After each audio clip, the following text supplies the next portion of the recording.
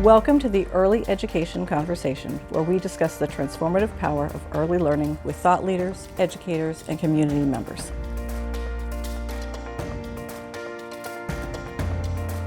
So, hello, welcome. Today is a great day. We get to talk to Anuska Delicat, who is a parent or who was a parent and a partner with us for a while. And this is really such an important day for us because I've been talking a lot about economic infrastructure and I've been talking a lot about while childcare is such an important component, right, of getting our parents back to work and getting children educated and ready for kindergarten. And so today, Anuska is really the epitome of all of those things. So welcome, Anuska.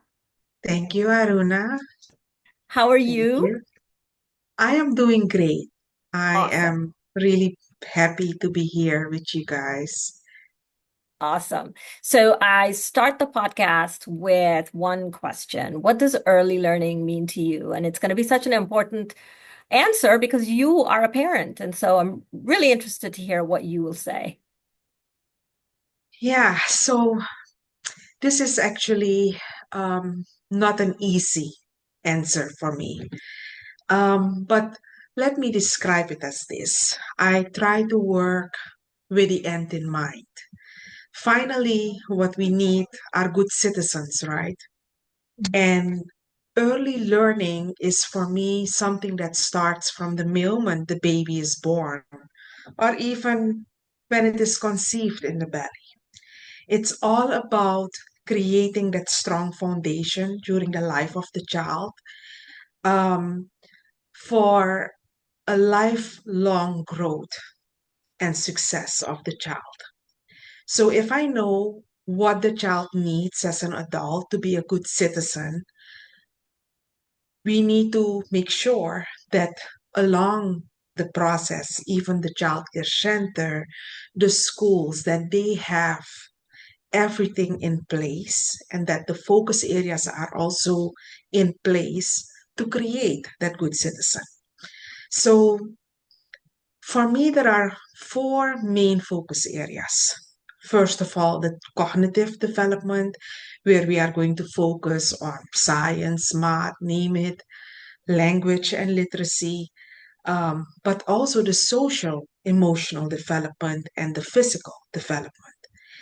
And let me um, uh, also make sure that um, it is not all about academics, it is also about um, emotional well being. We hear now a lot that, there is a lot of depression going on.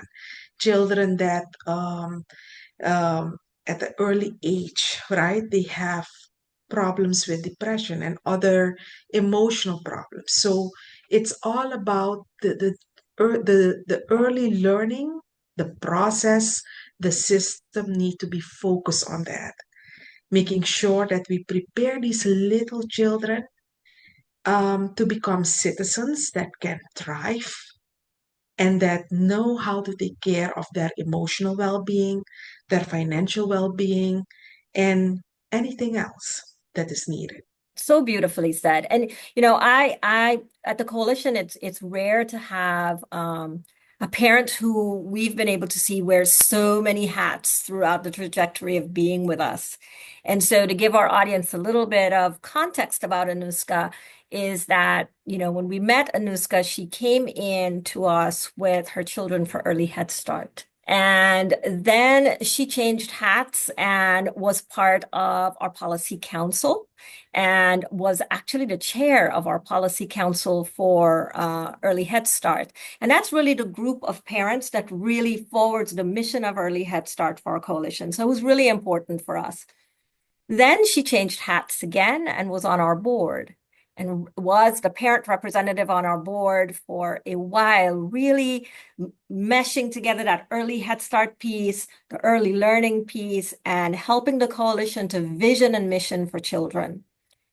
And then she changed hats again and has gone into the workforce. So when we talk about early learning being that workforce infrastructure and economic infrastructure, really, Anuska really epitomizes that. And so tell me, Anuska, let's go all the way back to when you first came to us. Tell me a little bit about your story and what brought you to us.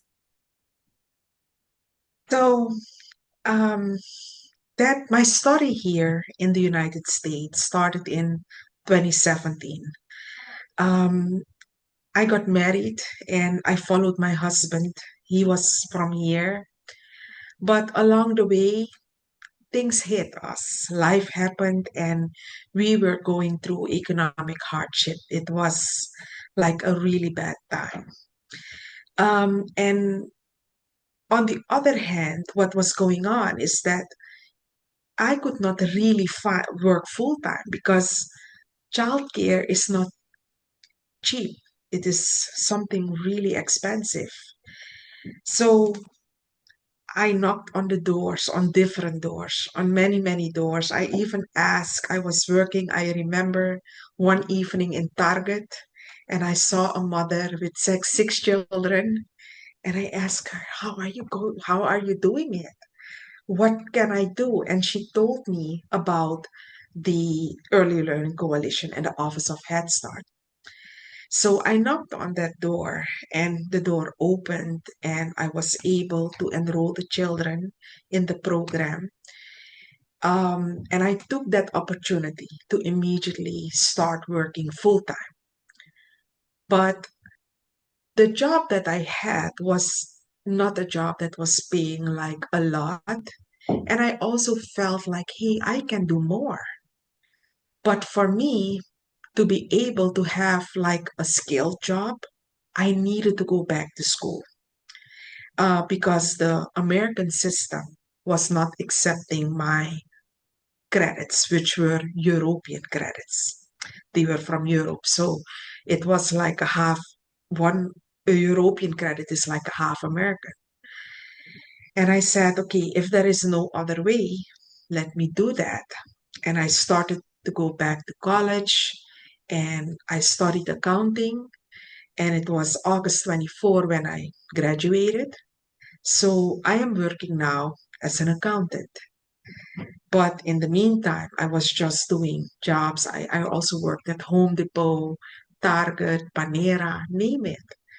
So it was a lot. But one thing that the family advocate told me when I was sitting with her enrolling the children was all that we ask of the parents is for them to participate and be part of the program, be part of the parent committee meetings, because this program is it cannot function properly without the input of parents.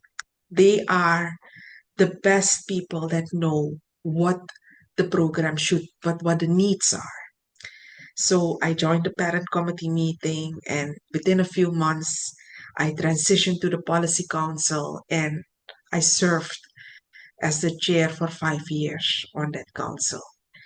And I can say that it is important. It was a nice community where that helped me a lot.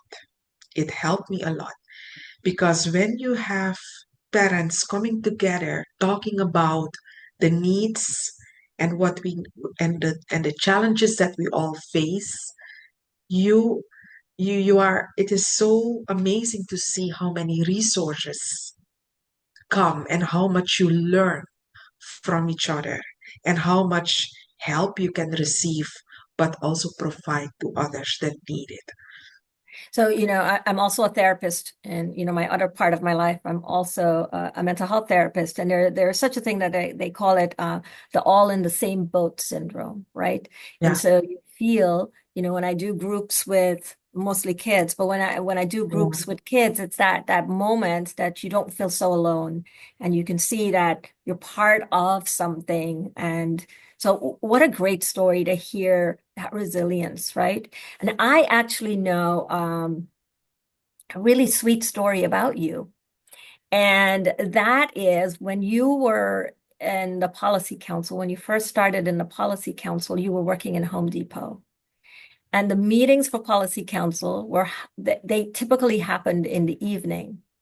And so I heard that you would get in your car and leave home early enough to sit in the parking lot of Home Depot so that you can get on virtually to be on the meeting. And that you would sit in your car, and from time to time, you'd have to turn your car on and turn your car off just so that you can get air conditioning and feel cool.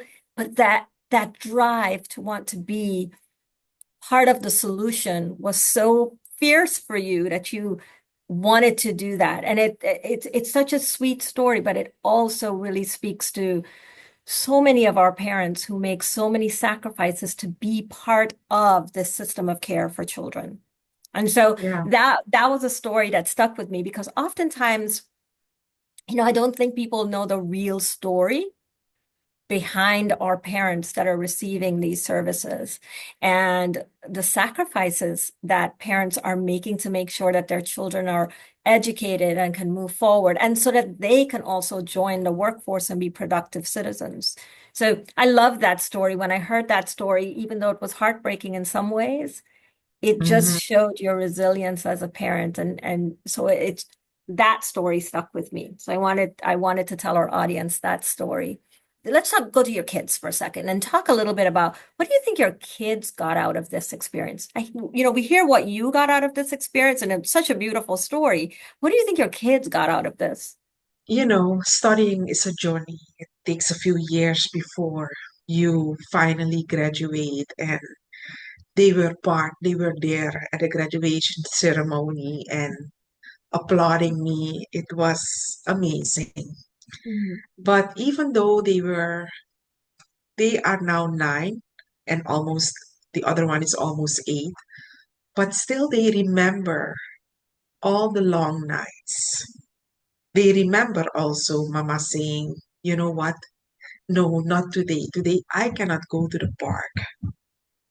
Maybe you can go with, I cannot be part of this activity. I have an exam to finish. There were moments where they were asking me, can you please put us in bed? But I was working full time and studying full time. So it is after work, let's say at around 6, and let's say the deadline of an exam is at 9 in the evening. That is when I cannot afford putting kids in bed at 8 because the deadline is at 9. I have only maybe 2 hours um, to do the exam. So there were moments where I had to say no to them. But one thing that they are telling me until the day of today is, Mom, we know that you need to work hard. In order to achieve something, there is hard work. And I want that for them to know that without efforts, without the hard work, there is no success.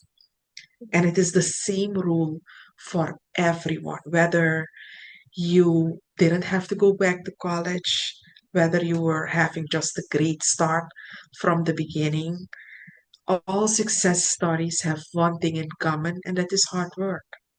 So that is how they remember those times. And even today, because it doesn't stop after a college degree, that is actually when it starts, where you have to even work harder, right? But that is the one thing yeah, that they remember, the hard work. Yeah, I think, when you think about, I have a 19-year-old, she's a freshman in college. And it's so funny that no matter where you are as a parent, that seems to be the universal language that as parents, we're all telling our kids, right? That there's no substitute for hard work, that there's no shortcuts, rich, poor, middle class, doesn't really matter. There's no substitute for hard work. Yeah. But what a tremendous example you are for your children. And, I look at my parenting journey and I think about it's all those moments, right, where we struggled and all those moments that we had to say no that are Mhm. character defining moments for our children. And, Yeah. when they get older, they remember those things. Like my daughter remembers that now. Like sometimes she calls me and she has these moments where she wants to go out and eat in a restaurant. Like she wants to, and for her, it's like Chipotle or something, right? She wants to go somewhere small Mm, and buy something. But the first thing she'll ask me is, do we have money? Do we have money? yeah, And can I go? Can I go? Because yeah, if you don't, it's okay. And so it's yeah. always, she remembers when we were struggling as well, right? And Hmm. remember that trajectory to get from point A to point B it's filled with all sorts of milestones. So sweet to hear. So your kids came through early Head Start, and then did they go to school readiness before going to elementary school?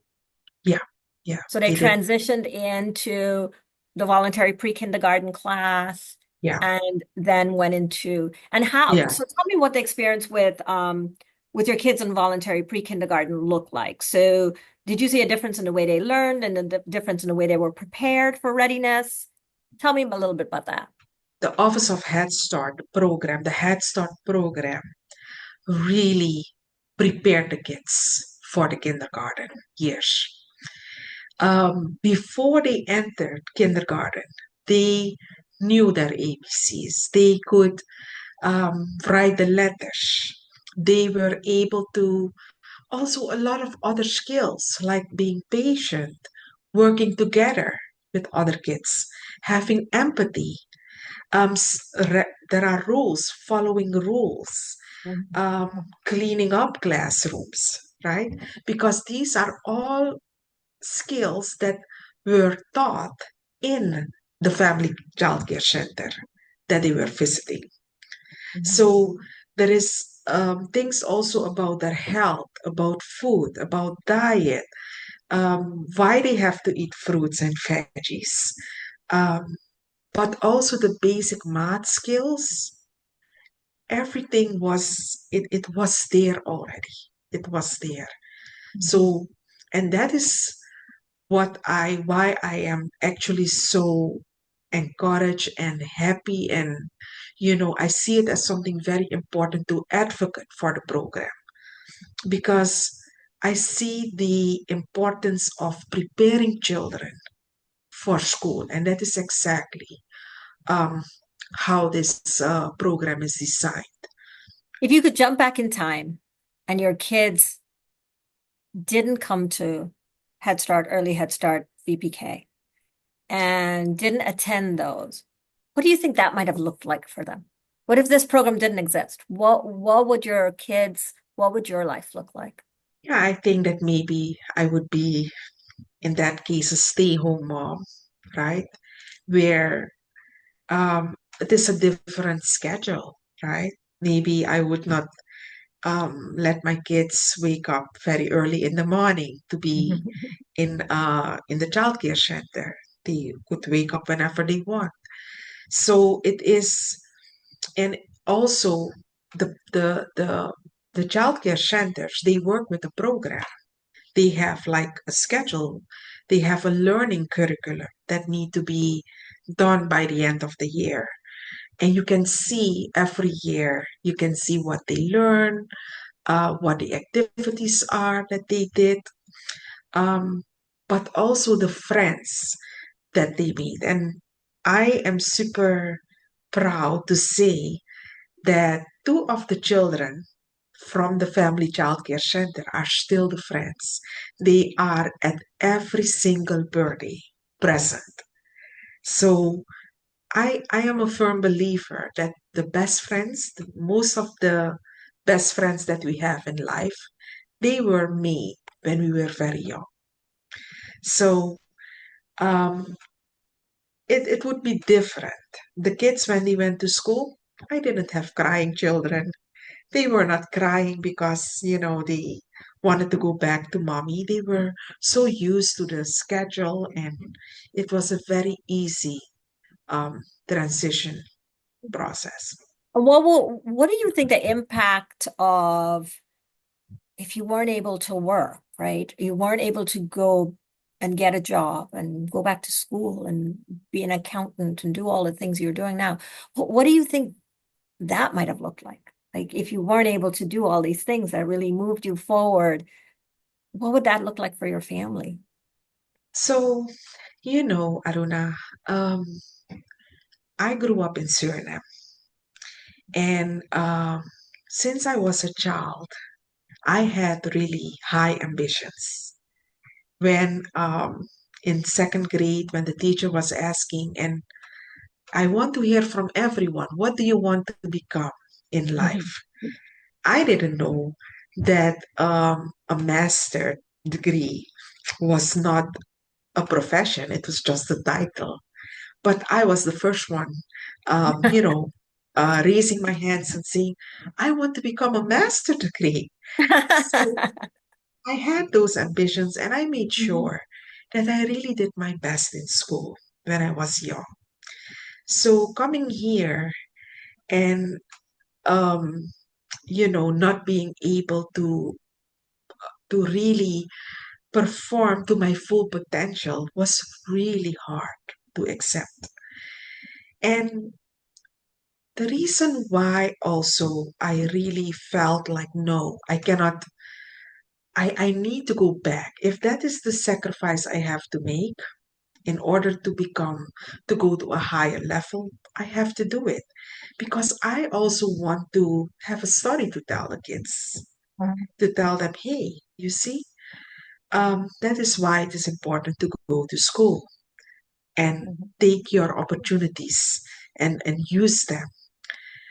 Um, but we things are tough.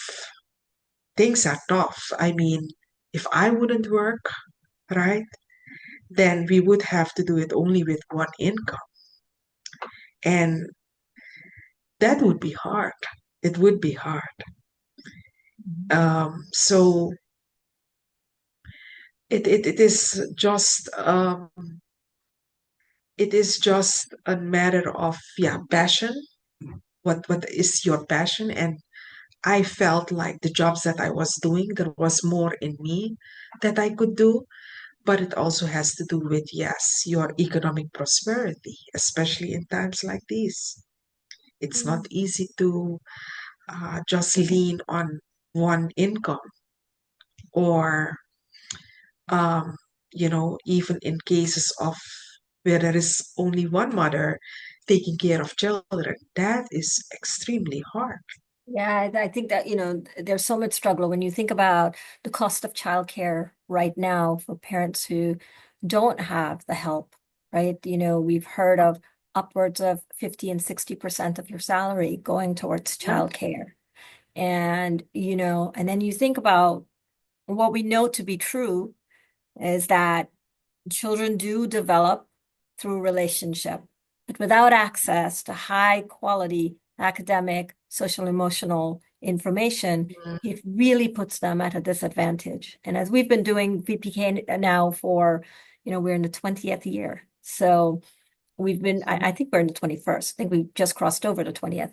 But as we've been doing VPK for all of these years, one thing that is a constant in the data is it shows that if you go to VPK, even if you didn't finish it, but even if you go for a portion of it, you are much more ready for kindergarten than if you didn't go at all, right? Yeah.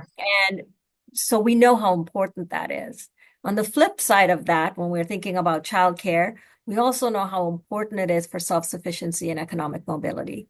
And so the stories you're telling really starts to come home and say, this actually happens for the folks who are coming through the childcare system and the people we get the pleasure and the honor of serving every day, right? Because your story, though unique and to you, you see multiple families that have such similar stories where they were childcare and Mhm. being able to get a leg up with childcare has helped them to be able to get through to the next step, right? And not fall off that Yeah. sharp fiscal cliff quite so quickly. And so, you're really bringing to life the parents we get the honor of serving every day. And, it almost seems selfish that we get to hear those stories every day and we get to see those successes every day. And for the general public who may be thinking about childcare, may not realize just how productive it is, not only for the child's learning, which is important enough, but also for the family's economic mobility. So it's so great to hear that this has worked so well for you. So let me ask you, if you could give advice to a parent who maybe is kind of on the fringe of deciding whether or not they should put their child in childcare or maybe stay home with them because, there's some fear. I knew when I was, when my child was a baby, I had so many fears around whether I put this child in childcare or not. And I held on to her for about 9 months. I had a nanny at home for 9 months and it was getting harder and harder to do. But then I was like, it took the nanny saying to me, she's got to go meet friends. She's got to do things, right? And I finally put her in childcare. What would you say to a parent who's like on the fence, not sure what to do? The thing is that children are very happy surrounded by other children. The joy that I see in those children when I see the videos that the childcare center is sending, Mhm. how much fun they have. They play with each other, they fight, they learn how to make up, they learn how to say sorry. They have all kind of celebrations during the year. They have to dress up like this, dress up like that. Um, it is a joy to see children surrounded by other children. Mhm. Um, and there is so many skills that they learn. Um, and it is not easy. It is not easy as a parent because there were years that I was also with both babies home in the beginning years, right? When they were 1 year old. It is not easy to entertain children um, For sure. all day long, right? And to make sure that they are in a schedule, that they are having some type of order in their lives, because that is what they will need when the school starts. But again, it is also, I know a lot of homeschooling parents, parents that just stay home for the first years with their children. They have communities where they meet, etc. But again, for the parent that is really struggling with that choice, it is worth the try to see, even if it is only for a few days a week. Try it and see how it works and how your child can benefit from it. That whole feeling that education and is really the equalizer for people, right? And whether Yeah, when I say education, I don't mean you have to go to college and get a big degree or any of those things, but yeah, just foundational things. And we yeah, know from all the things we know about babies and children is that they learn through that relationship with other children and other adults. And they yeah, also learn through play. So when you yeah, talked about fighting and making up and learning how to navigate all yeah, these issues, right? We know that that is just a small version of what happens when you sit in an office, right? You have all these coworkers. You learn how to mhm, navigate when you don't think the same or have the same opinions or any of that. yeah, Those are all things that you're learning from childhood, right? In early yeah, learning. All those things yeah, when you see people are employing people and you're seeing them interviewing and they're like, well, we want people to be able to be adaptable and flexible, and we want mhm, them to have diverse, kind of opinions about things and be yeah, able to move in a different direction and pivot really fast if we should change. When you think mhm, about an early childhood classroom, that's exactly what's happening. Children are pivoting in a moment. They're learning that my opinion is not the most important opinion, to listen, to navigate how we do, all of these discourses that we're having in childcare, right? And so you think about fast forward how we show up as adults now is how we yeah, probably showed up as kids, right? It's what we learned and brought forward in our adulthood. So Yeah. I love that you said that, and I love that you see that in your children as well. So Anuska, what do you want for the future for your children? I just want them to be like good citizens, And what does people that mean that to you? What does a good citizen mean to you? it's someone that, thinks about, they need to be people thinking about others and knowing that what I do, what does it mean for someone else? I always give them the example, think about others. Like if you don't clean up your bag when you come from school or you don't put your shoes away, someone has to do it, whether it is mommy or daddy or someone has to do it. So everything that you do has consequences, and we need to take responsibility in that.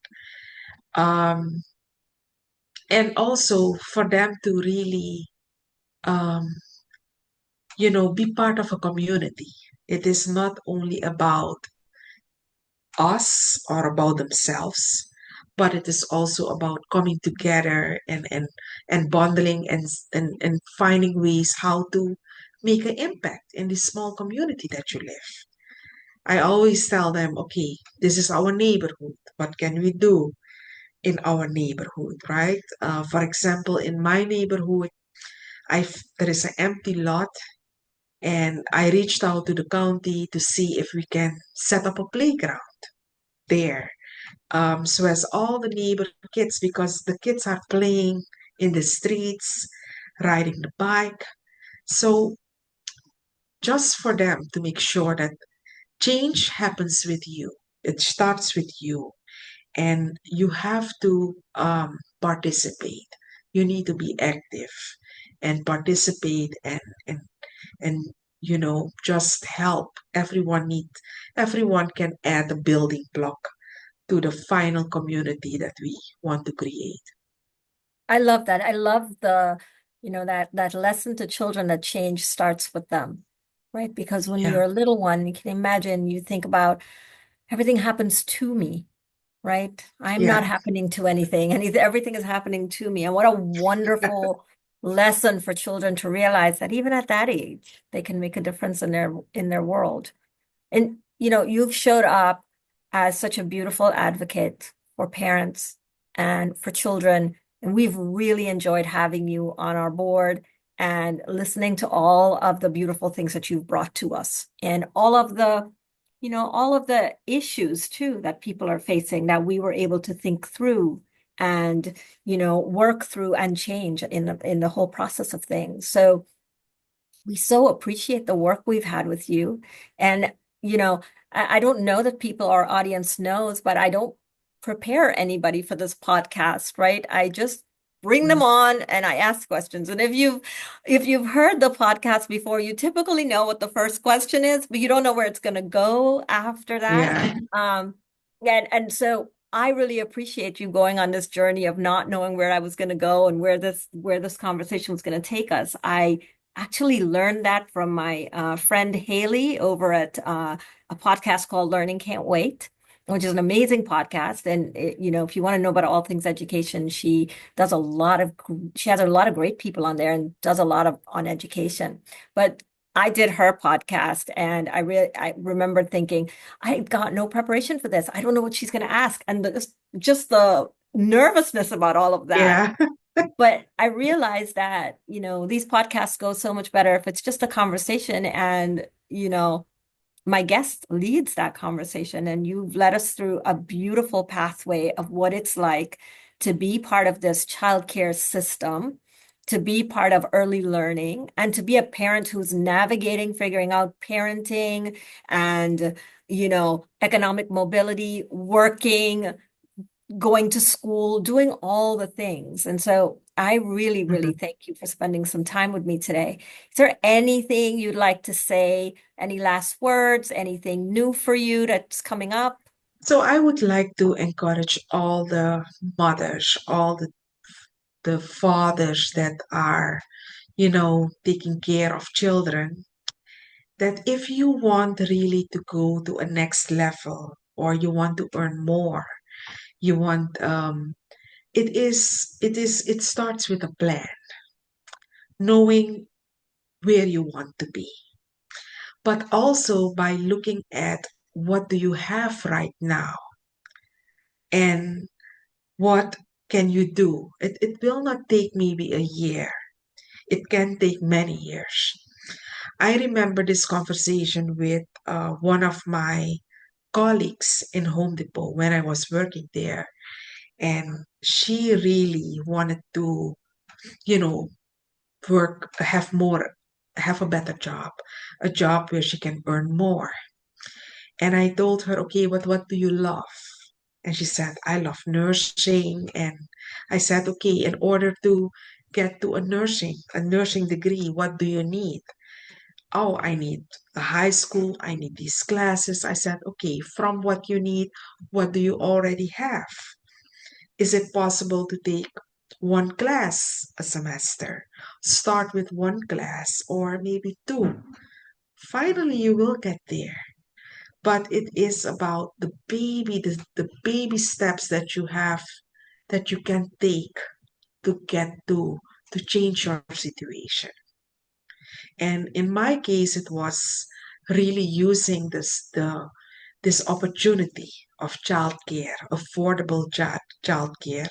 I used that opportunity to really better um, our situation. So um, everyone can find something, and it starts with one step. And now this girl or this co-worker that I had, Mhm. she finished her nursing degree.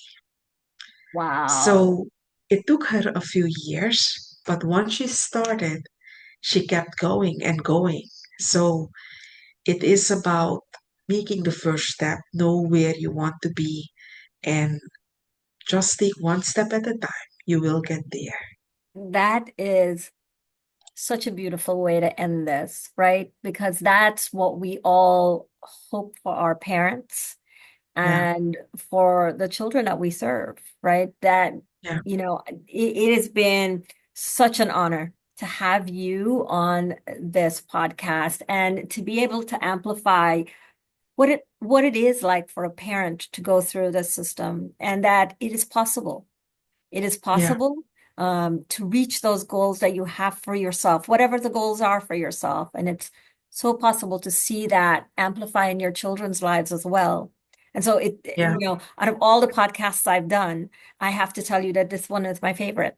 And it's probably my favorite because it's that feeling of recognizing the work that we do Yeah, and recognizing why we work so hard to make sure that people understand that the folks we are serving, whether it's a parent, a child, or even a teacher, right? One of our childcare yeah, teachers, why supporting these folks are so important. yeah, Why it's making sure that they have all that they need because they are the roots and the yeah, scaffolding for the future, right? And so as a yeah, parent, you're the roots and scaffolding for the future of your children, but so is that educator in that birth to five classroom. They're also roots yeah, and scaffolding for children's learning. And yeah, so from the bottom of our hearts, we thank you so much for spending time, for being brave and telling us your story. And now everybody's going to know you, Anuska. You're no longer our best kept secret. And so that's going to be fun. So thank you so much. And thanks for spending time with us. And I know that we're going to see a whole lot more of you. Keep advocating for children because it is the best thing we can do. yeah. Thank you so much, Aruna. It was a real honor to be part of this podcast. Thank you. Absolutely. The pleasure was all mine.